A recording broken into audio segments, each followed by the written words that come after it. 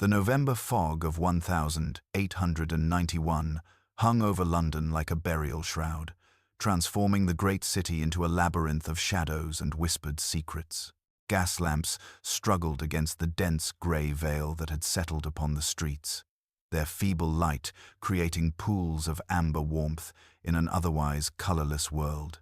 It was on such a night that death came calling beneath the marble grandeur of Tyburn's ancient arch, bringing with it a puzzle that would challenge even the most exceptional of minds. Dr. Watson sat in the familiar comfort of 221B Baker Street, watching his companion Holmes draw melancholy notes from his violin while the fire cast dancing shadows across the Persian carpet.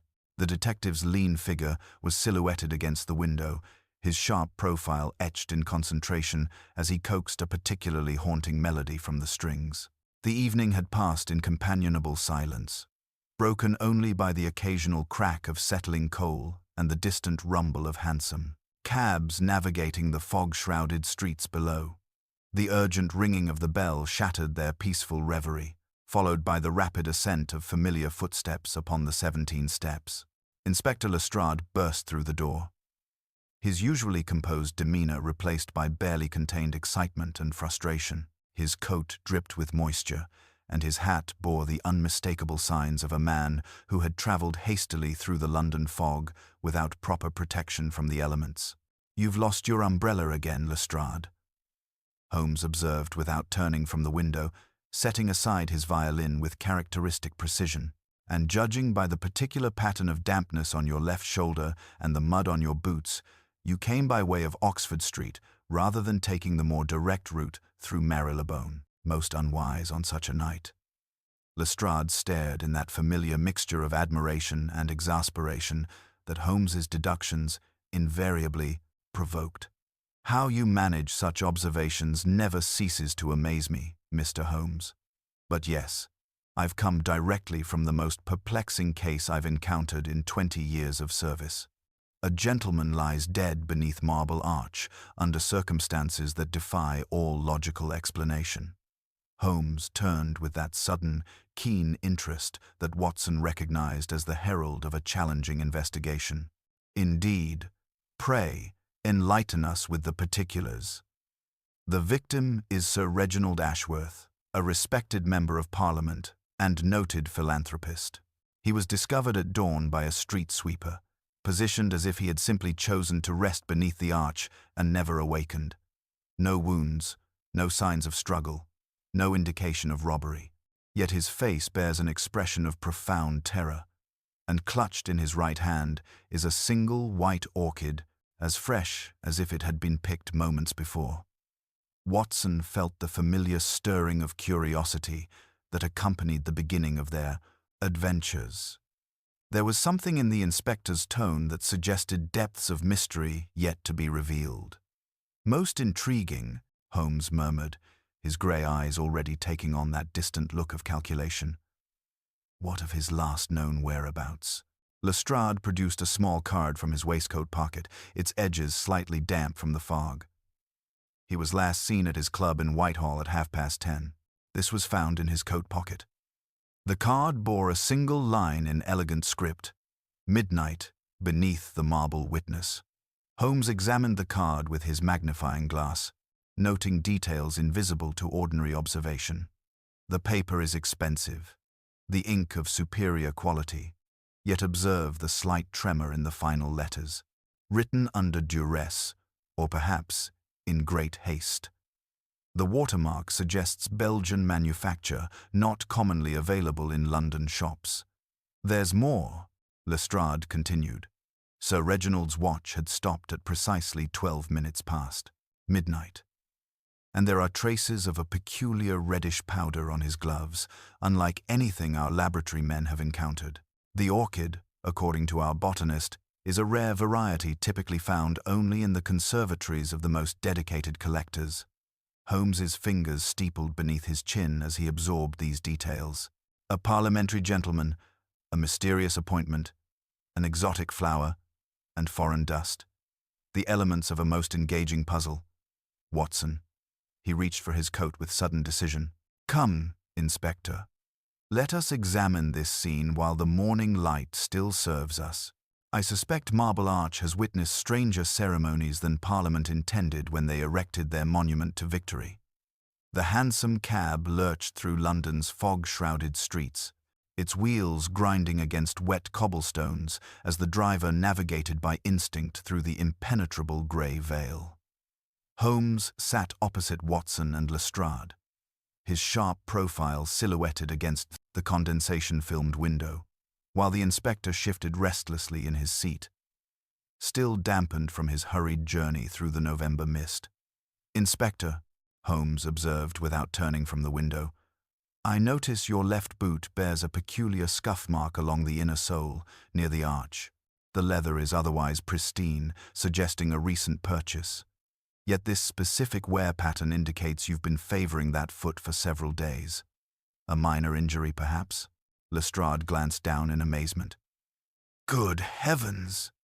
Mr. Holmes!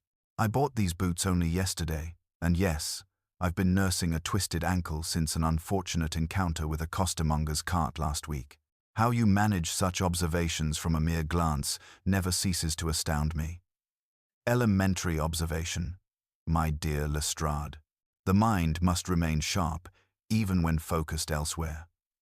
Holmes finally turned his attention to the case at hand. "Now, regarding Sir Reginald's mysterious appointment. You mentioned the orchid was remarkably fresh, despite the damp conditions." "Indeed, Mr. Holmes. Our botanist identified it as a Dendrobium speciosum, native to Australia. Quite exotic for a London street, and preserved as if it had been picked moments before." The cab slowed as they approached Marble Arch, the great neoclassical monument looming through the dissipating fog like a ghostly sentinel. Gas lamps flickered around the cordoned area where constables maintained their vigil, their breath visible in the cold morning air. Holmes stepped down with characteristic purpose, immediately commandeering a bull's-eye lamp from the nearest sergeant. The body lay beneath a tarpaulin, positioned as if Sir Reginald had simply chosen to rest beneath the Marble Arch. Holmes lifted the covering with surprising gentleness, revealing the distinguished parliamentarian's face frozen in an expression of profound terror. The white orchid remained clutched in his right hand, its petals immaculate despite the harsh conditions. "Observe, Watson," Holmes murmured, kneeling beside the deceased. "No signs of struggle. Yet note the wear pattern on his shoes. These marks suggest prolonged pacing, not the measured steps of a man walking calmly to his appointment." Sir Reginald was agitated, possibly waiting for someone who kept him in suspense. Holmes's examination continued with methodical precision. He lifted the orchid carefully, studying it through his magnifying glass. "Most interesting. See this tiny puncture mark on the stem? Someone has injected this bloom with a preservative solution, ensuring it would maintain its appearance far longer than nature intended. We are dealing with a mind that plans every detail." The mysterious reddish powder on Sir Reginald's gloves proved equally intriguing. Holmes scraped a sample into a paper envelope, noting its crystalline structure.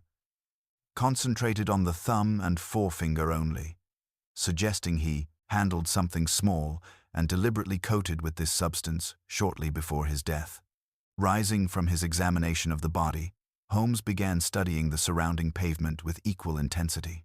Near the arch's base, he discovered faint scoring marks where iron-shod wheels had turned in place, and the unmistakable impression of a carriage lamp against the stone. "A narrow-tread carriage stood here for some time," he announced, tracing the wheel marks with his finger. The right-side lamp warmed this section of marble, and observed these nail-head impressions at measured intervals. "The shoeing is distinctive, particularly the longer nail on the near horse's fetlock. Such specific details will narrow our search considerably." Holmes examined the mysterious card once more, holding it near the lamp. Belgian paper, expensive ink, yet note the slight tremor in the final letters, written under duress or in great haste. And here, the faintest trace of perfume, floral, but not orchid, citrus and spice, suggesting either a lady's essence or a gentleman of foreign taste. The street sweeper who had discovered the body stepped forward nervously, describing how he had found Sir Reginald at first light. "Thought he was drunk at first, sir, but then I saw his face. Terrible thing, that look of fear. Only sound in the night was a smart little brougham rattling past at 12:30, lanterns blazing, but the driver never looked about." Holmes stood very still beneath the arch, as if listening to echoes only he could hear. "We have our timeline, gentlemen. A midnight appointment, a carriage that arrived and departed swiftly, and a victim who died clutching evidence of his killer's identity." He replaced the orchid with care and turned to face his companions. "Inspector, I shall require a complete list of Sir Reginald's associates, particularly anyone with connections to botanical societies or Belgian trade interests. Watson, we must visit Kew Gardens this afternoon. There is a gentleman there who understands the private feuds of orchids as intimately as some know the intrigues of Parliament." The journey to Kew Gardens unfolded through streets where the November fog had begun its reluctant retreat, revealing patches of grey sky that promised little warmth but allowed the great glass conservatories to emerge from the mist like crystalline cathedrals. Holmes sat in contemplative silence during the cab ride, occasionally withdrawing the mysterious card to examine it under different angles of light, his fingers drumming against his knee in that particular rhythm Watson recognized as the prelude to revelation. The fog-dampened air carried the scent of coal smoke and damp earth as their hansom approached the gates of the Royal Botanic Gardens. Professor Eldridge Thornfield greeted them at the entrance to the tropical house, his white whiskers trembling with excitement at Holmes's unexpected visit. The elderly botanist had assisted them on previous occasions, his encyclopedic knowledge of exotic flora proving invaluable in cases where nature's mysteries intersected with human crime. His greenhouse coat bore the telltale stains of a man who spent his days among rare specimens, and his eyes held the particular intensity Watson had observed in all true devotees of specialized knowledge. "Mr. Holmes, Dr. Watson, what an unexpected pleasure," Thornfield exclaimed, leading them through humid corridors lined with specimens from every corner of the empire. The air grew thick and warm, heavy with the scent of exotic blooms and damp earth, creating a jungle atmosphere in the heart of London. "I trust this visit concerns more than casual botanical curiosity." Holmes produced the white orchid, now carefully preserved in a specimen box. "Professor, I require your expertise regarding this specimen. Specifically, I need to understand who in London might possess both the knowledge and resources to preserve such a bloom artificially."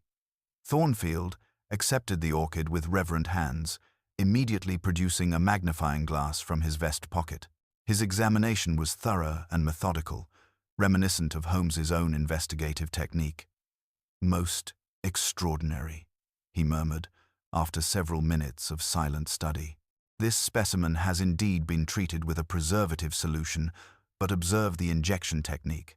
The puncture is precise, almost surgical, requiring both botanical knowledge and considerable skill with delicate instruments."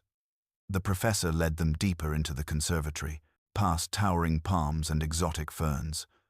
The preservation method suggests someone with medical or scientific training. There are perhaps 3 individuals in London capable of such precise work. Professor Blackwood at the Royal College has been in Edinburgh for the past month. Lady Pemberton maintains a private conservatory in Belgravia, but her methods are entirely conventional. Holmes's grey eyes sharpened with interest. "And the third? Dr. Cornelius van Houten, a Belgian émigré who established himself in Bloomsbury 5 years ago. He specializes in the preservation of rare specimens for wealthy collectors, though his methods are somewhat unconventional. There have been whispers about his techniques, suggestions that he employs chemical processes learned during his medical training before he devoted himself entirely to botany." Watson felt the familiar thrill of the chase as pieces of the puzzle began aligning. A Belgian connection, Holmes. The paper, the preservation technique, the exotic knowledge required. Thornfield's expression grew troubled as he continued. "A brilliant man, but peculiar in his social habits. He maintains correspondence with collectors throughout Europe and has been vocal about restrictions on specimen importation, claiming they hinder scientific progress. Sir Reginald Ashworth, in particular, has championed several bills that would tighten controls on exotic plant trade. Holmes then produced the envelope containing the reddish powder. Thornfield examined it under his microscope, his brow furrowing with concentration. Fascinating. These are microscopic particles of cinnabar, Mr. Holmes. Mercuric sulfide. Highly toxic if absorbed through the skin. It's used as a pigment in specialized applications, particularly in certain photographic processes and fine art restoration. The implications hung heavy in the conservatory's humid air. Holmes thanked Professor Thornfield and guided Watson back toward the entrance, his mind clearly racing ahead to their next destination. As they emerged from the tropical warmth into London's grey afternoon, Holmes paused to study the mysterious card once more. The game grows more complex, Watson. We are not merely pursuing a murderer, but unraveling a web of botanical intrigue that extends far beyond a single midnight appointment. Dr. Van Houten's establishment in Bloomsbury shall be our next destination. But first, I believe we must understand more about Sir Reginald's recent parliamentary activities regarding plant importation laws. The afternoon light filtered weakly through London's perpetual haze as Holmes and Watson made their way from Kew Gardens toward Belgravia, where Sir Reginald's townhouse stood in dignified mourning. The fog had retreated sufficiently to reveal the elegant Georgian facades lining the square, their windows reflecting the pale November sun like watchful eyes. Holmes sat in contemplative silence during the journey, occasionally withdrawing the mysterious appointment card to examine it under different angles of light, his long fingers tracing the elegant script as if reading secrets invisible to ordinary observation. The Ashworth residence presented a somber face to the world, its mourning blinds half drawn in the traditional manner, while a steady stream of visitors paid their respects to the bereaved widow. They were received by Pemberton, the family butler, whose composed demeanor barely concealed the profound distress that had settled upon the household. Lady Ashworth met them in her morning room, a chamber of pale damask and understated elegance that seemed to absorb the grey light filtering through tall windows. She was a woman of gentle bearing and evident intelligence, her lavender scent and clear gaze providing a stark contrast to the shadow of tragedy that had fallen across her world.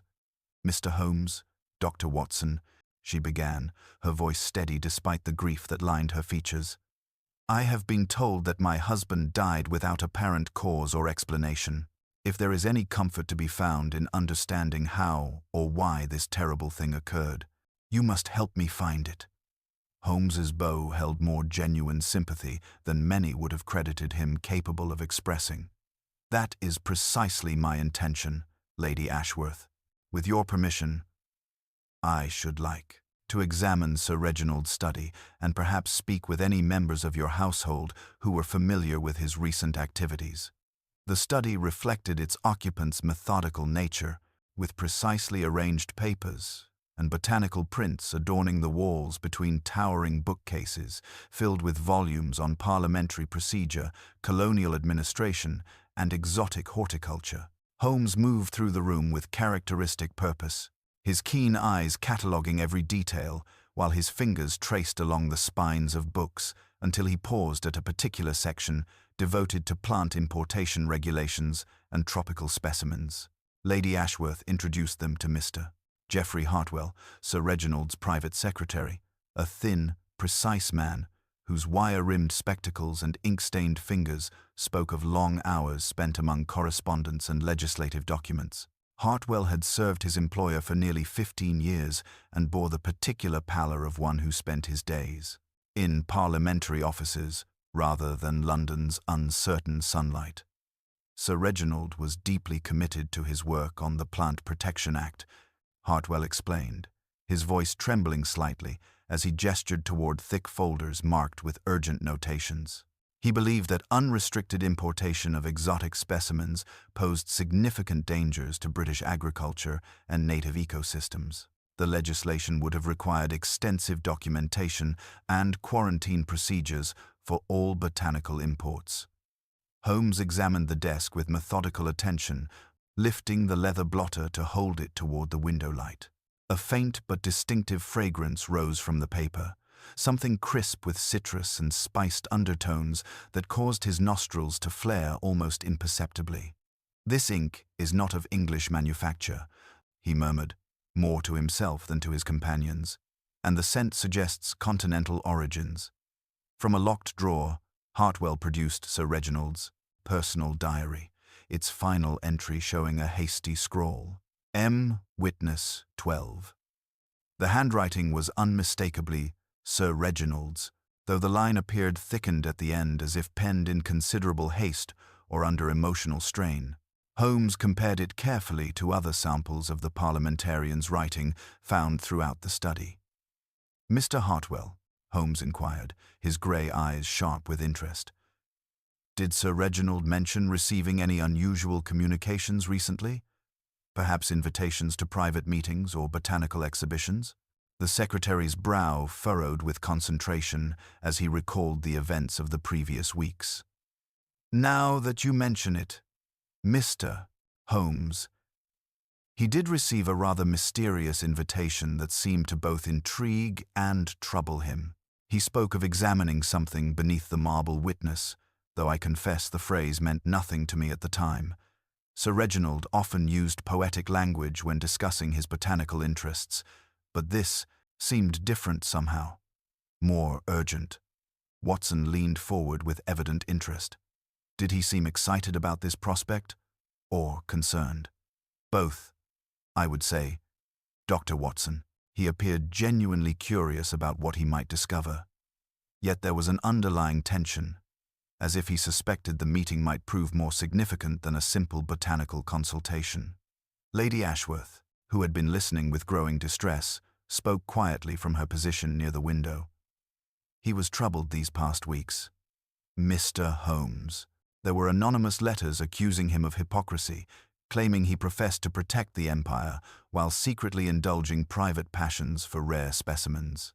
He burned several, but I managed to preserve one." She handed Holmes a creased sheet, bearing the same ornate Belgian watermark they had observed on the appointment card, with traces of reddish dust clinging to its edges. Holmes examined the letter through his magnifying glass, noting every detail of its construction and content. "The paper matches exactly what we found in Sir Reginald's pocket, and this reddish residue appears to be the same cinnabar compound discovered on his gloves. We are dealing with someone who plans every detail with scientific precision." The investigation of Sir Reginald's locked cabinet revealed correspondence with botanical societies throughout Europe, several invoices from exotic plant dealers, and most significantly, a bill from a Bloomsbury address. Dr. Cornelius Van Houten, Preservation and Exotic Specimens. The document detailed 2 recent consultations and a delivery of specialized preservation equipment, including what were described as thermic preservative syringes.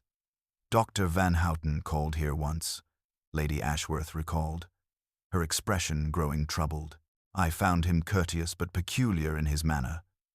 He spoke of botanical collecting as if it were some sort of sacred crusade, and seemed particularly interested in my eminent's husband's parliamentary work regarding plant importation." Holmes discovered one final piece of evidence that brought the investigation into sharp focus. A small glass vial containing reddish powder, identical to what they had found on Sir Reginald's gloves, carefully labelled "Cinnabar sample, potential toxicity concerns, Van Houten method." The implications were profound and disturbing. "Watson," Holmes said quietly, replacing the vial with careful precision, "our victim was not the innocent target of a random crime, but rather an investigator pursuing a dangerous lead. The appointment beneath Marble Arch was carefully orchestrated, baited with the promise of evidence that Sir Reginald desperately needed for his legislative efforts." As they prepared to leave the Ashworth residence, Holmes turned to his companion with that familiar expression of grim determination. The web grows more complex with each revelation, my dear fellow.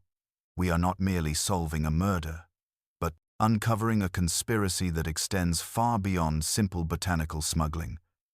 Dr. Van Houten's establishment in Bloomsbury demands our immediate attention, but we must proceed with considerable caution. A man capable of such elaborate deception will not surrender his secrets without a fight. The hansom cab carried them through London's gathering dusk toward Bloomsbury, where the narrow Georgian terraces stood like scholarly sentinels against the November sky. Holmes sat in contemplative silence, occasionally withdrawing the mysterious appointment card to examine it under the flickering gaslight, his long fingers tracing the elegant script as if reading secrets invisible to ordinary observation. The fog had retreated sufficiently to reveal pedestrians hurrying along the pavements, their breath visible in the chill air as lamplighters began their evening rounds. Dr. Van Houten's establishment occupied the ground floor of a soot-darkened townhouse in Montague Street.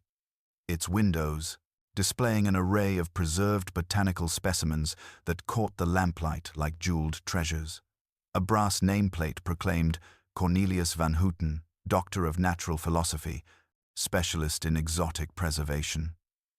While the building itself seemed to exhale an atmosphere of scholarly dedication mixed with something more mysterious, as if secrets were cultivated within alongside the exotic plants.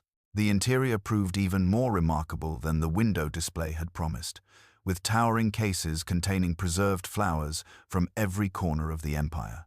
The air was thick with chemical odors and the earthy scent of exotic specimens, while scientific instruments of bewildering complexity occupied every available surface. Glass retorts bubbled quietly over small flames, and microscopes stood ready beside trays of delicate dissection tools that gleamed with surgical precision. Dr. Cornelius Van Houten emerged from the rear of his establishment like a figure conjured from the very atmosphere of scholarly obsession.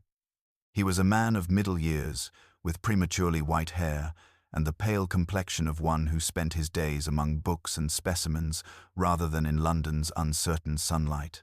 His hands bore the telltale stains of chemical work, while his eyes held the particular intensity Watson had observed in all true devotees of specialized knowledge. Yet there was something else in his manner, a nervous energy that suggested a man perpetually on guard. "Gentlemen," Van Houten greeted them in accented English that confirmed his Belgian origins.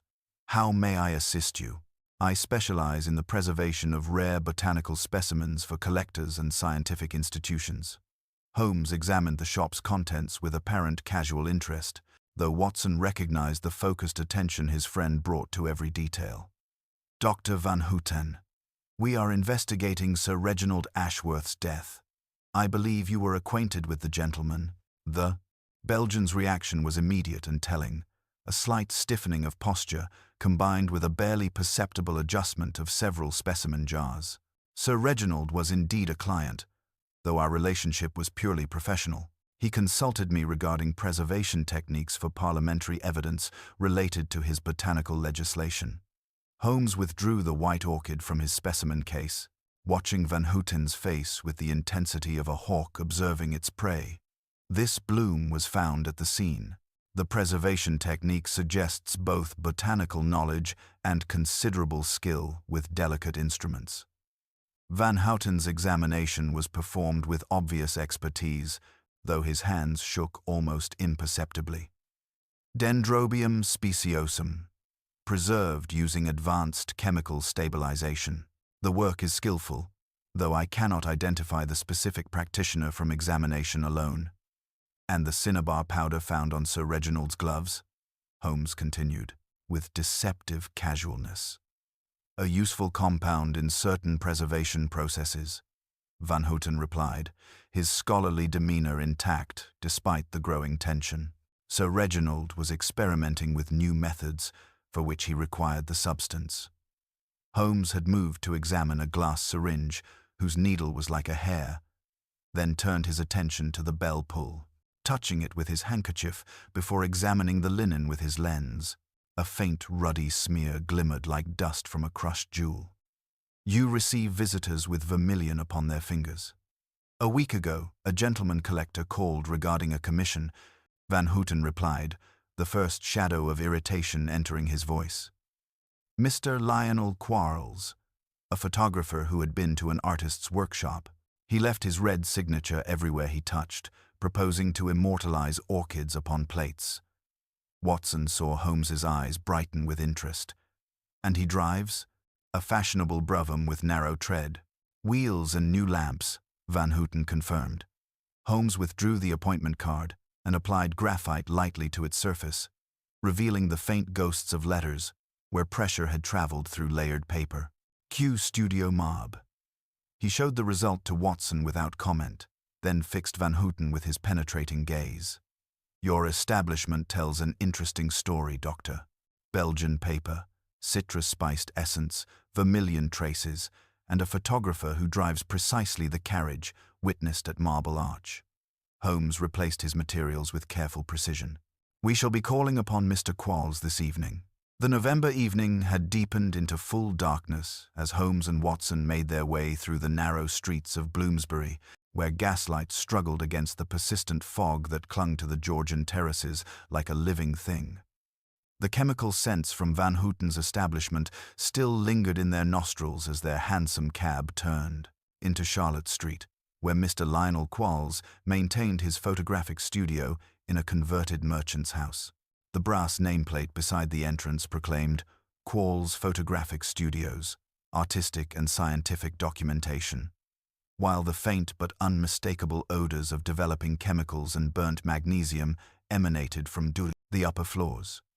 Quarles himself answered their knock, emerging from what was clearly a working darkroom with his sleeves rolled up and his hands bearing the telltale stains of his profession.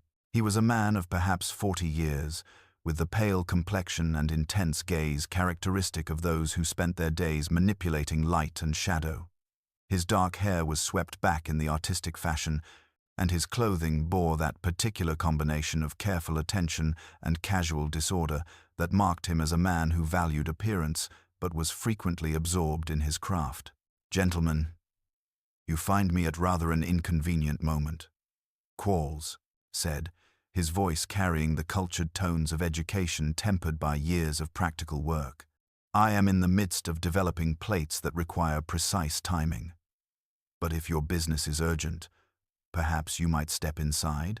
The studio itself was a fascinating amalgamation of science and art, with large windows designed to capture maximum daylight, though now they reflected only the gaslit street beyond.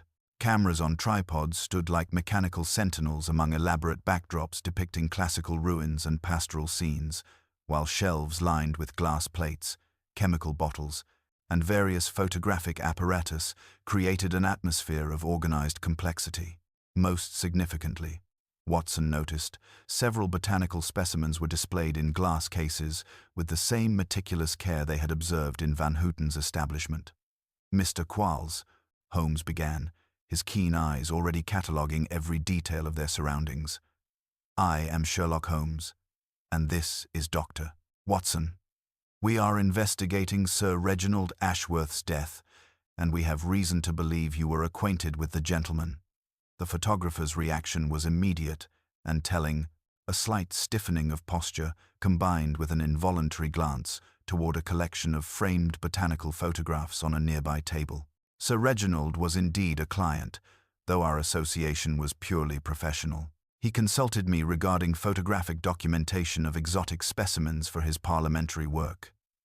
Holmes moved through the studio with characteristic purpose, examining the photographic equipment and chemical apparatus with evident interest. Near a marble-topped table, he paused to study a small glass-fronted cabinet containing several vials of reddish powder. Cinnabar, I presume? Doctor, Van Houten mentioned that you employ specialized pigments in your photographic processes. Indeed, Quarles replied, his artistic confidence returning as he discussed his professional expertise. I use cinnabar for enhancing certain tones in floral portraits, particularly when documenting rare orchids. The compound creates a depth of color that conventional methods cannot achieve. Holmes withdrew the white orchid from his specimen case. watching Quarles's face with hawk-like intensity. This Dendrobium speciosum was found at the scene of Sir Reginald's death. The preservation technique suggests considerable expertise in both botanical chemistry and photographic science. Quarles examined the bloom with obvious professional interest, though his hands trembled almost imperceptibly. Exquisite work, though I cannot identify the specific practitioner from examination alone.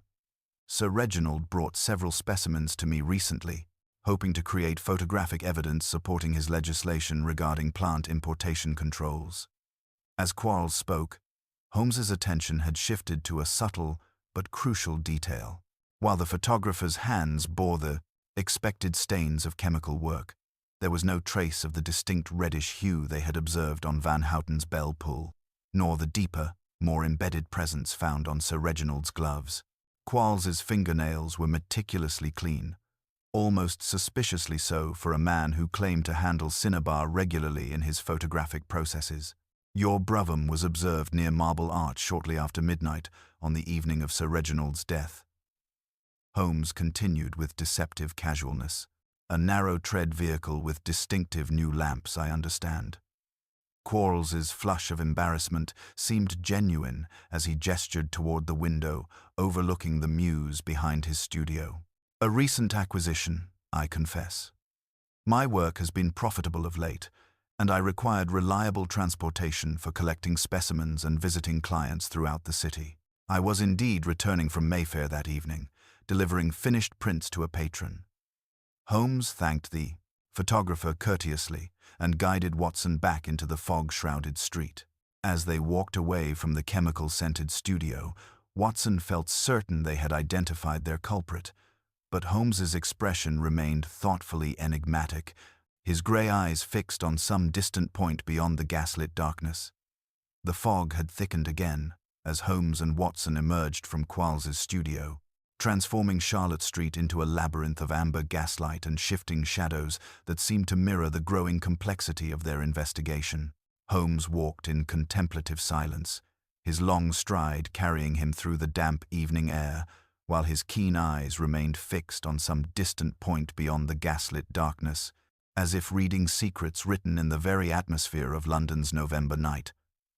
"Watson," Holmes said suddenly, pausing beneath a flickering street lamp to examine the appointment card once more. "We have assembled an impressive collection of evidence, yet I confess myself profoundly troubled by the very neatness of our discoveries. Consider the progression. A Belgian botanist with access to cinnabar and preservation techniques, a photographer who drives the precise carriage witnessed at Marble Arch, and a victim who died clutching evidence that points directly to both men's specialties." The doctor felt a familiar stirring of uncertainty as he recognized the tone that preceded Holmes's most startling revelations. "You suspect we are being deliberately misled?" "More than suspect, my dear fellow. More than suspect. I am convinced of it." Holmes withdrew his magnifying glass and studied the card under the gaslight with renewed intensity. The tremor in the final letters, which we attributed to haste or distress, follows too regular a pattern. Someone practiced this deception carefully, creating the appearance of urgency while maintaining perfect control over every detail. They resumed their walk through the fog-shrouded streets, making their fisting proserpine way back toward Baker Street, while Holmes continued his methodical analysis. Consider also our examination of Quarles's hands. He claimed to work with cinnabar regularly in his photographic processes, yet his fingernails were remarkably clean, almost suspiciously so. A man who handles such a compound daily would bear its permanent marks, just as a baker carries flour beneath his nails, or a blacksmith the persistent grime of his forge. Watson felt the familiar thrill of understanding beginning to dawn. Then we are dealing with someone who wishes us to suspect both men while remaining hidden themselves. Precisely. Someone with intimate knowledge of both establishments. Someone who could obtain Belgian paper, cinnabar compounds, and exotic orchids without arousing suspicion. Someone who understood Sir Reginald's parliamentary work well enough to craft the perfect lure for a midnight meeting. Holmes's pace quickened with sudden purpose as the familiar outline of 221B Baker Street emerged from the fog. The warmth of their lodgings welcomed them like an old friend, the fire casting dancing shadows across Holmes's chemical apparatus and Watson's medical journals. Holmes immediately gravitated toward his reference volumes, pulling down several heavy tomes dealing with botanical societies, parliamentary procedure, and professional directories, his movements sharp with the focused energy that marked his most brilliant deductions. Geoffrey Hartwell, Holmes announced with quiet satisfaction, his finger tracing entries in the parliamentary staff register. Sir Reginald's private secretary for 15 years, a man with unlimited access to his employer's correspondence, schedule, and professional concerns. A man who would know precisely how to craft an appointment that would intrigue his employer beyond resistance. Watson stared at his friend with growing amazement, but Hartwell seemed genuinely distressed by his employer's death. His grief appeared entirely authentic. The grief may indeed be genuine, Watson, but grief and guilt are not mutually exclusive emotions. Holmes produced his magnifying glass and began examining the appointment card under the bright gaslight. Observe the ink composition more carefully. While the paper is indeed Belgian, the ink itself bears the distinctive blue-black tinge of Parker's parliamentary ink, available only to government offices and used exclusively in Sir Reginald's study. Holmes set down the card with an expression of grim satisfaction. Hartwell possessed the one element our investigation has thus far lacked: compelling motive. Consider his position carefully. 15 years of faithful service provided him with intimate knowledge of the exotic plant trade networks that his employer's legislation would have destroyed. What if Hartwell had been operating as a middleman in illegal importations, using his privileged position to facilitate transactions while publicly supporting restrictive legislation? The detective moved to his chemical bench, extracting the small glass vial of cinnabar from Sir Reginald's study. The Van Houten method label is most instructive.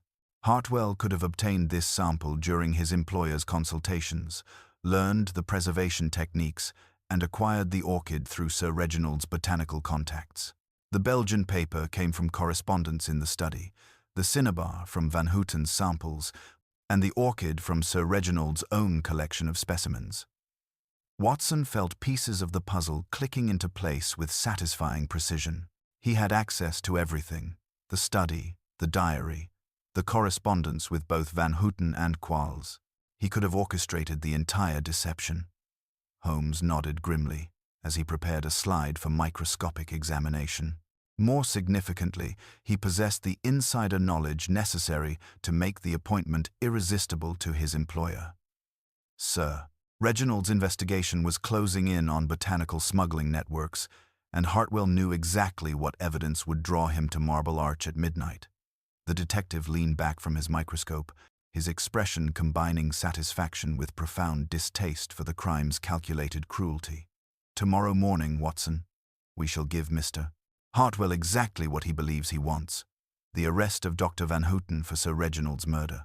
His reaction to this development will provide us with all the evidence we require to expose 15 years of carefully concealed betrayal. The morning light struggled through London's persistent November haze as Holmes and Watson made their way to the Ashworth residence, where they found Lady Ashworth and Geoffrey Hartwell in the familiar setting of the morning room. The pale damask and understated elegance seemed to absorb the grey light filtering through tall windows, while Hartwell stood beside his employer's widow with the solicitous attention that had marked his 15 years of devoted service. His wire-rimmed spectacles caught the light as he arranged parliamentary documents with mechanical precision, though Watson noticed a subtle tension in his movements that suggested barely controlled anxiety. Lady Ashworth. Mr. Hartwell, Holmes announced with calculated satisfaction, watching the secretary's face with the intensity of a naturalist observing a rare specimen. I bring encouraging news from Scotland Yard. Dr.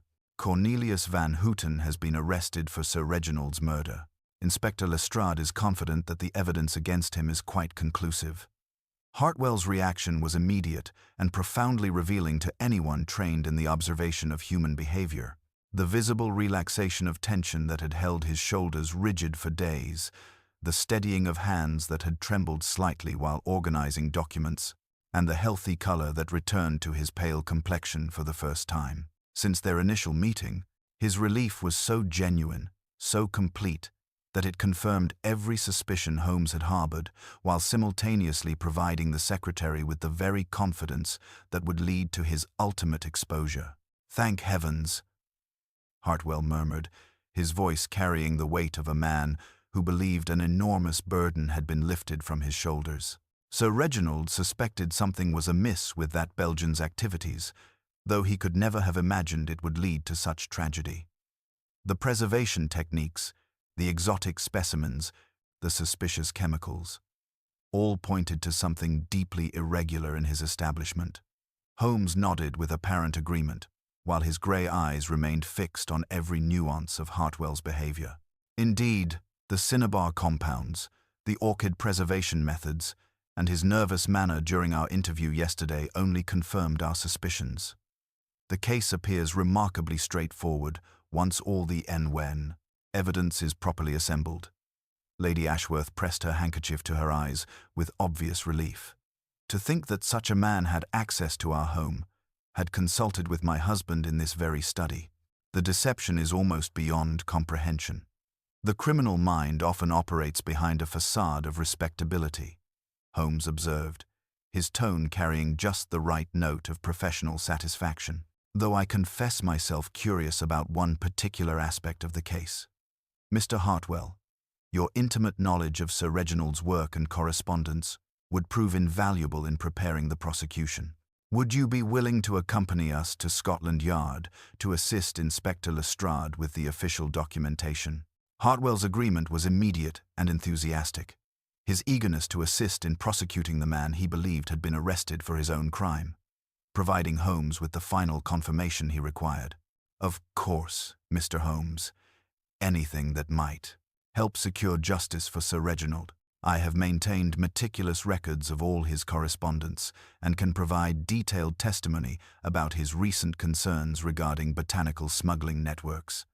As they prepared to depart, Holmes paused with apparent afterthought. "One moment, if you please." He withdrew a small card from his waistcoat and handed it to a young street sweeper who had appeared as if from nowhere. "Wiggins, deliver this to Inspector Lestrade immediately. Tell him the second phase of our operation begins now." Watson recognized the subtle signal that set Holmes's most elaborate strategies into motion. As they walked through the fog-shrouded streets toward Scotland Yard, Hartwell maintained animated conversation about parliamentary procedure and botanical legislation, his confidence growing with each step. He spoke with the enthusiasm of a man who believed 15 years of carefully concealed betrayal would remain forever hidden beneath another man's conviction. Never suspecting that his very relief at Van Houten's arrest had provided Holmes with the most damning evidence of his guilt. Holmes maintained casual interest throughout the journey, occasionally asking questions that encouraged Hartwell to elaborate on his knowledge of the exotic plant trade networks that Sir Reginald's legislation would have destroyed. Each answer revealed deeper familiarity with the criminal enterprises than any innocent secretary should possess, while Hartwell's obvious satisfaction at the investigation's apparent conclusion painted a portrait of guilt that no jury would fail to recognize once properly presented. Scotland Yard's familiar brick facade emerged from the November fog like a fortress of justice, its windows glowing with the warm light of gas lamps that struggled against London's perpetual grey veil. Holmes, Watson, and Hartwell made their way through corridors that echoed with the measured footsteps of official business, while the secretary maintained the confident stride of a man who believed the machinery of law was finally grinding toward the conviction of his employer's murderer. His wire-rimmed spectacles caught the gaslight as he discussed parliamentary procedure with evident satisfaction, his relief at Van Houten's supposed arrest manifesting in animated conversation about botanical smuggling networks and legislative remedies. Inspector Lestrade received them in a specially prepared evidence room, where morning light filtered through grimy windows to illuminate a carefully arranged display of what appeared to be the instruments of Van Houten's guilt. Upon a long table lay glass syringes with needles fine as hair, vials of reddish powder, specimen clamps, and a small metal case designed for orchid transport. The inspector's satisfaction was evident as he gestured toward the collection with professional pride, though Watson caught the subtle exchange of glances between Lestrade and Holmes that suggested deeper currents flowing beneath the surface of apparent success. "Mr. Hartwell," Holmes announced with calculated satisfaction, "your expertise will prove invaluable in cataloguing these items properly. Perhaps you would be so kind as to provide written documentation of each piece, noting the correct Latin terminology and any descriptive particulars that might assist the prosecution." Hartwell stepped forward eagerly, removing his gloves with the solemnity of a man assuming a sacred duty. He bent to his task with characteristic precision, dipping the pen in parliamentary ink and writing in the neat, decisive hand that had served Sir Reginald faithfully for 15 years. Watson watched the movement of that pen as if it were a living creature, noting how the letters flowed with practiced exactitude, how the descender of each P curved with a particular flourish, and how the cross of each T sat fractionally to the right of its stem. As Hartwell worked, a constable admitted a stout farrier whose hands bore the permanent stains of his trade. "From Dobson and Fry's Mews, Inspector," Lestrade announced with theatrical precision, "the account books you requested." The man produced a ledger whose pages carried the familiar scents of horse and oil, running a thick finger down entries that chronicled recent work. "New lamps fitted to narrow-tread broughams last week, sir. 2 clients that day, Mr. Lionel Quarles of Charlotte Street, and a gentleman who signed G. Hart, paid in cash. Also reset 2 shoes with longer nails on the near fetlock for the second customer." The room grew suddenly quiet, save for the soft scratch of Hartwell's pen, which paused mid-stroke, leaving a shining black bead upon the curve of an R. Holmes moved with deliberate purpose to the table where the appointment card lay beneath protective glass, setting beside it the inventory slip Hartwell had just completed. Through his magnifying glass, he examined both documents, with scientific detachment, his gray eyes noting every detail of ink, composition, and letter formation. "Remarkable," Holmes murmured, his voice carrying across the silent room. The same ink, the same minute lateral tremor in the final letters, the identical pressure point at the tail of each. Parliamentary ink, naturally, available only through government channels. He raised his eyes to meet Hartwell's increasingly pale face. Most curious that evidence supposedly written by Sir Reginald should bear such precise similarity to documentation penned by his private secretary. Hartwell's composure began to waver like a candle flame in an uncertain breeze. His confident bearing replaced by the first shadows of genuine fear as the carefully constructed walls of his deception started to crumble around him. The silence in the Scotland Yard evidence room stretched taut as a violin string, broken only by the distant rumble of London traffic and the soft hiss of gaslight against grimy windows. Hartwell stood frozen beside the table, his pen suspended above the inventory document, while the black bead of parliamentary ink spread slowly across the paper's surface, creating a dark stain that seemed to mirror the growing shadow of exposure falling across his carefully constructed deception. His wire-rimmed spectacles reflected the gaslight as his eyes darted between Holmes's magnifying glass and the damning evidence of his own handwriting. Holmes allowed the silence to deepen before speaking with the inexorable precision of a clockwork mechanism winding toward its conclusion. "Mr. Hartwell, perhaps you would be so kind as to explain how Sir Reginald's final diary entry bears such remarkable similarity to your own penmanship.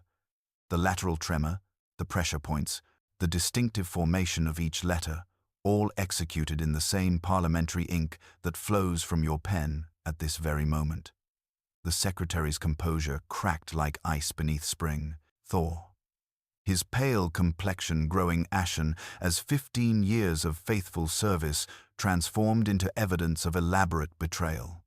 "I cannot imagine what you suggest, Mr. Holmes." The diary entry was written by Sir Reginald himself, as anyone familiar with his hand would recognize.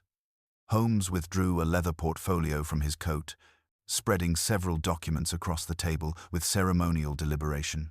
These are letters from Sir Reginald's correspondence spanning the past decade, each bearing his authentic signature and handwriting characteristics.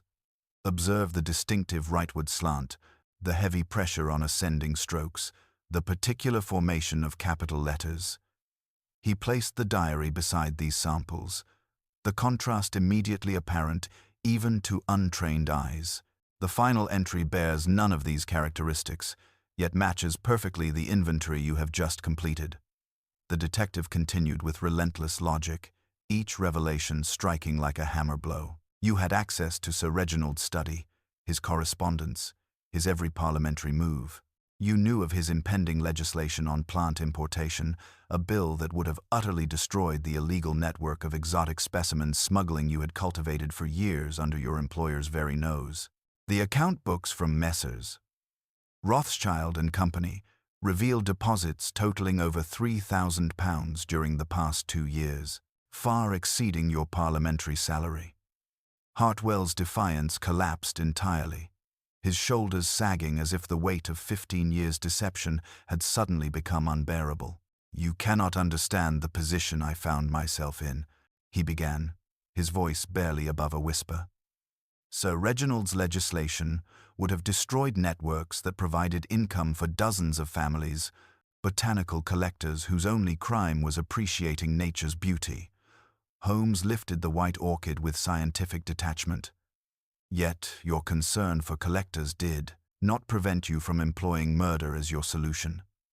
This specimen was injected with aconitine through the precise puncture mark I noted earlier, a swift-acting poison derived from monkshood, readily available to anyone with botanical connections and chemical knowledge gained through your association with Dr. Whodunit. The confession poured forth like water through a broken dam. I never intended murder initially. The midnight appointment was designed to frighten Sir Reginald, to make him understand the consequences of his legislative crusade. But when he arrived at Marble Arch, so confident in his moral righteousness, so determined to destroy everything I had worked to protect, I realized that mere intimidation would never suffice. Holmes examined a small glass slide under his magnifying glass. The crystalline traces I extracted from the orchid's damaged spur confirm the presence of aconitine. The refractive signature is unmistakable, and its characteristic, bitter taste, which I sampled with due caution, provides final confirmation. You obtained Belgian paper from Sir Reginald's correspondence files, cinnabar from Van Houten's samples to create false evidence, and the orchid from your employer's own collection of specimens awaiting parliamentary documentation. Inspector Lestrade stepped forward with official authority, though his expression carried genuine regret. "Geoffrey Hartwell, I arrest you for the murder of Sir Reginald Ashworth. You are not obliged to say anything, but anything you do say will be taken down and may be used in evidence against you."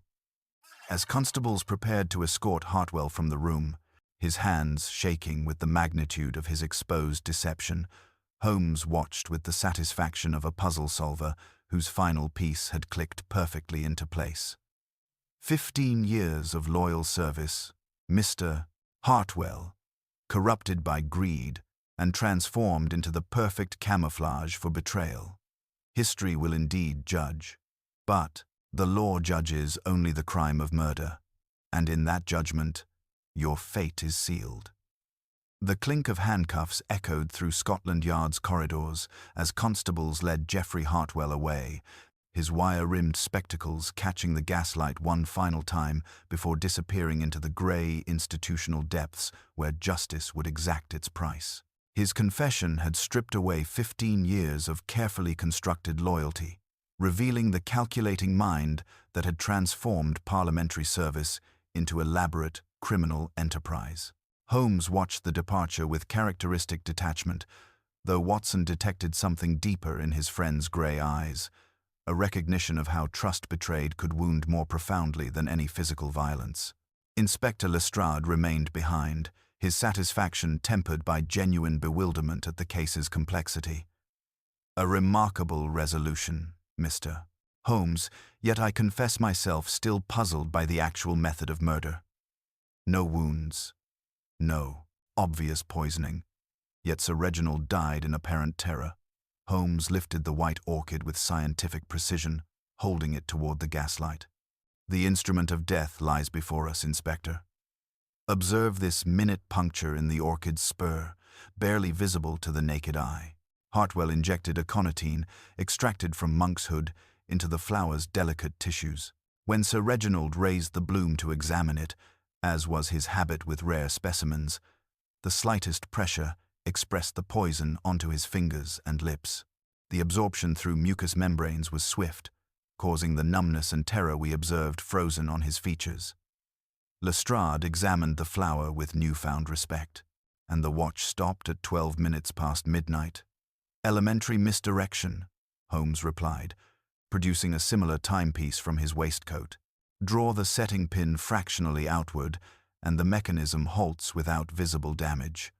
Hartwell chose a dramatic time to enhance his narrative of mysterious appointment and sinister timing. The afternoon fog had begun its retreat as Holmes and Watson travelled through London's November streets toward Belgravia, where Lady Ashworth awaited the final resolution of her husband's death. The elegant Georgian townhouse seemed to absorb the pale light filtering through its tall windows, creating an atmosphere of dignified mourning that would soon transform into something approaching peace.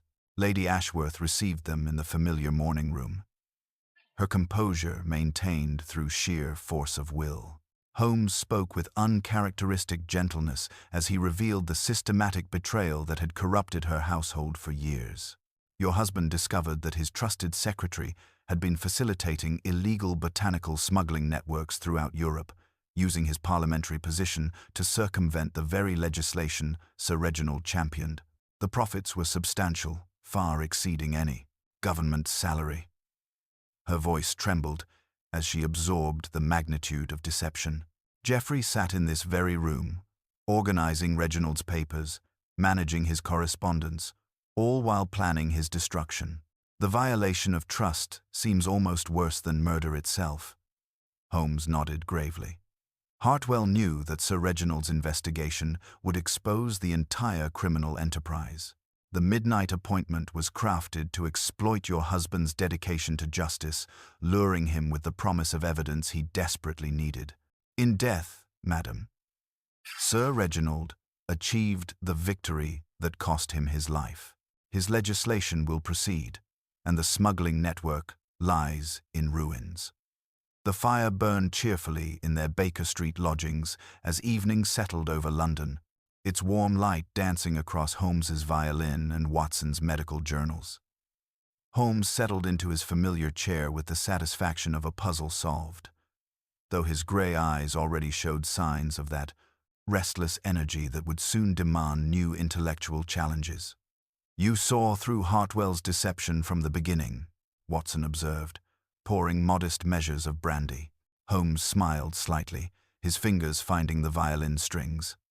"From the moment the evidence appeared too perfectly arranged, my dear Watson, nature rarely composes so tidily. When facts point with equal elegance toward multiple suspects, seek the hand that arranged the pointers." He drew a melancholy phrase from the instrument. "We have resolved a murder, exposed a corrupt network, and saved innocent men from false accusation. The remainder belongs to Parliament and to justice." Outside, London's eternal fog began its nightly return, while within their chambers the eternal dance of mystery and solution prepared to begin anew. The evening fire cast familiar shadows across the Persian carpet of 221B Baker Street, as Holmes settled into his chair with the satisfaction of a puzzle methodically solved. Outside, London's November fog had begun its customary retreat, revealing gaslit streets where the machinery of justice continued its inexorable work. Watson poured modest measures of brandy, while his friend drew melancholy notes from his violin, the music reflecting both triumph and the peculiar sadness that accompanied the exposure of human betrayal. "The morning papers will trumpet another victory for scientific detection," Watson observed, settling into his chair with the comfortable weight of their shared adventure drawing to its close. Though I confess myself still amazed by the systematic nature of Hartwell's deception. 15 years of faithful service, transformed into the perfect camouflage for murder. Holmes set aside his violin with characteristic precision, his grey eyes reflecting the firelight as he contemplated the case's resolution. What troubles me most, Watson, is how nearly we allowed a perfect crime to succeed.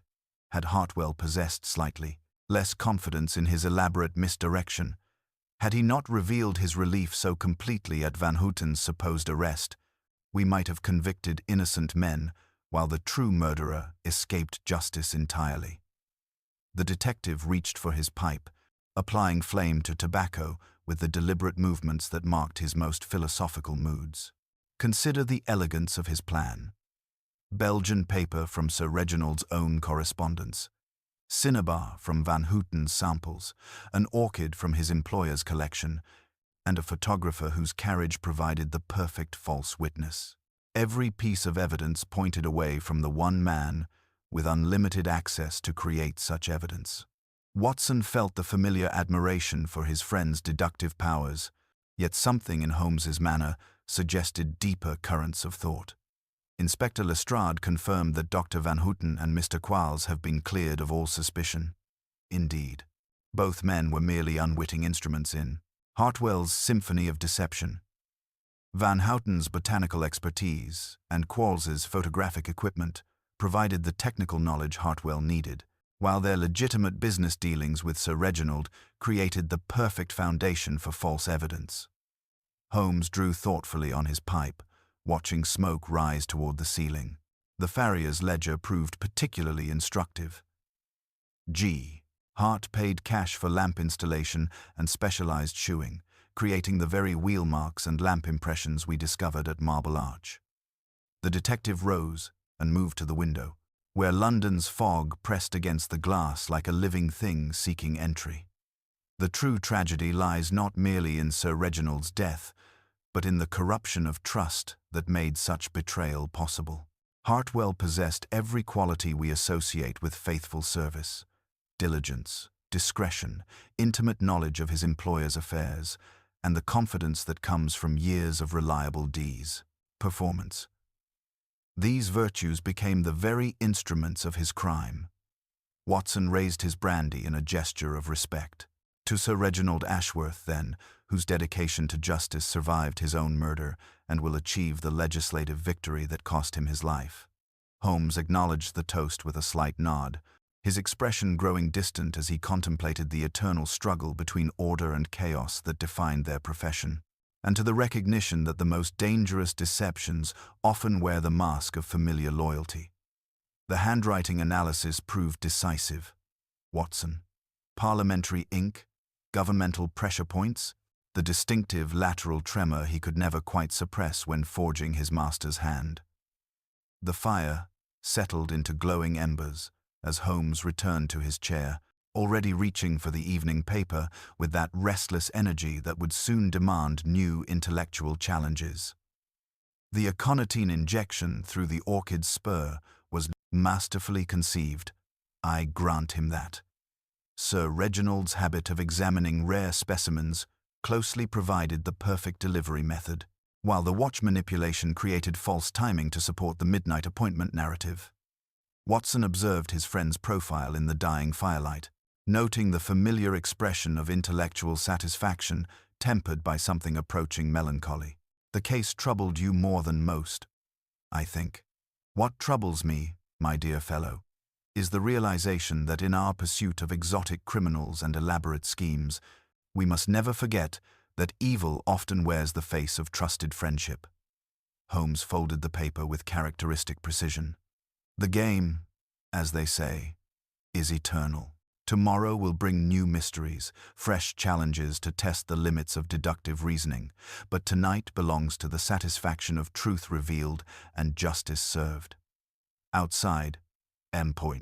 London slept beneath its blanket of fog, while within their chambers, the two men sat in companionable silence, each contemplating the endless war between truth and deception that would continue as long as human nature remained the most complex puzzle of all.